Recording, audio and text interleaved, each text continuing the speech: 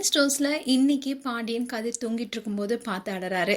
பாண்டியன் போனதுக்கு அப்புறமா கதிர் அப்பாவை புரிஞ்சுக்கலையேன்னு அழறாரு. அண்ட் செந்தில் படுத்து தூங்க சொல்ல அவரும் கண் கலங்கிட்டே தூங்குறாரு. அண்ட் காலையில மீனா செந்தோடைய துண்டை பிடிச்சி, அவன் நேத்து என்ன சொல்லிட்டு இருந்தீங்க, கல்யாணம் முன்னாடி வரைக்கும் நிம்மதியா இருந்தேன்னு, இப்போ நிம்மதி போச்சா, கஷ்டப்பட்டு எங்கள் அப்பா அம்மாவெல்லாம் விட்டுட்டு வந்தா உங்களுக்கு நிம்மதி போச்சா, அப்படி சொல்றதா இருந்தா அதை நான் தான் சொல்லணும், எங்கள் அம்மா அப்பா பார்த்தா கூட பேச மாட்டேங்கிறாங்கன்னு சொல்லி அடிக்கிறாங்க. அப்போ சரவணனும் வர ஏதோ சொல்லி சமாளிக்கிறாரு செந்தில். அண்ட் பாண்டியன் நியூஸ் பேப்பரை பார்த்து யாரு சரவணனுக்கு மணமகள் தேவைன்னு விளம்பரம் கொடுத்ததுன்னு கேட்குறாரு. கதிர் மாமா நானும் சேர்ந்துருன்னு சொல்றாரு. அண்ட் திட்டுவான்னு ரெண்டு பேரும் பயப்படுறாங்க. ஆனா வாழ்க்கையில உருப்படியா ஒரு நல்ல காரியம் பண்ணிருக்கீங்கன்னு சொல்லிட்டு போறாரு. இதை கேட்டு எல்லாருமே ரொம்ப சந்தோஷப்படுறாங்க. அண்ட் ராஜி துணி மடிச்சிட்டு இருக்காங்க.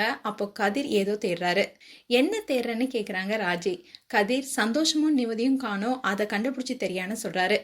ராஜி வலி எப்படி இருக்குன்னு கேட்க, உன் அக்கறை எனக்கு தேவையில்லைன்னு சொல்றாரு கதிர். ராஜி ஏன் எரிஞ்செரிஞ்சு விடுறன்னு சொல்றாங்க. கதிர் அடிப்பட்ட வலியை விட நீ பேசும்போது தான் உடம்பெல்லாம் எரியுதுன்னு சொல்றாரு.